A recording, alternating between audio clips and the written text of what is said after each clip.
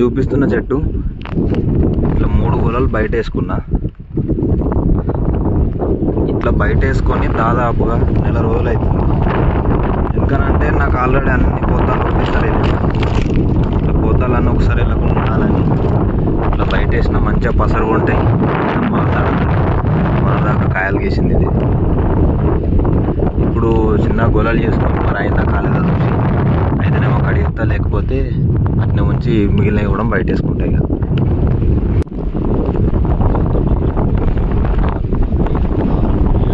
Friends ఇక్కడికైతే కాయలు లేటట్టున్నాయి.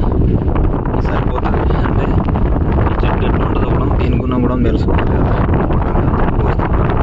కాయ పోతాడు ఇక్కడ నుండి మనకు కాయ కనిపించినప్పుడు సంప్రదాయం. కాకపోతే ఇప్పుడు చాలా రోజులు పసరు పెట్టి సో ఈ కాయల మీద గీసి చూసి చెట్టు అయితే నంబర్ 1 చెట్టు పడుతుందా లేదా ప్రయత్నం చేసి చూడాలి.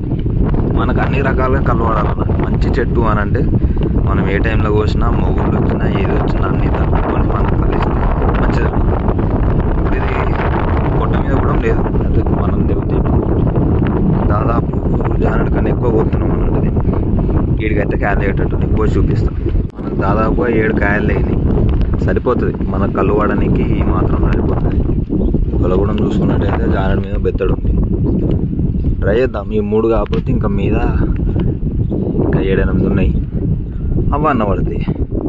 అన్న ఒకటిసారి వాడే కానీ ఇట్లా తీసుకున్నది బెటర్ అన్న అభిప్రాయం. ఇది 2వ గొల. 1 2 3 4 7 కట్లు చేసిన మీద చూసుకున్నట్టయితే 3 ఉన్నది. నేను కూడా మీరు కోసేస్తా. ఇది 3వది బయట పెట్టుకుంది. ఇది ఇప్పట్లో ఏం కాలేదు. ఇక ఫ్రీగా ఉన్నప్పుడు ఇవి కూడా బయట పెట్టేసుకున్నామంటే మంచిగా పసులుతాయి. ఇది ఇంత దిగింది, ఇది కూడా దిగేస్తుంది.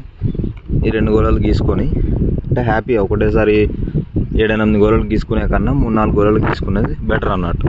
మన కళ్ళు కూడా ఎక్కువ రోజులు అవుతుంది. మనకు కూడా బాగా ఇబ్బంది ఉంటుంది చెట్టు మీద. దీనికి మనకు 10 కాయలు లేని ఆల్మోస్ట్ నంబర్ 1 కళ్ళు పడుతుంది.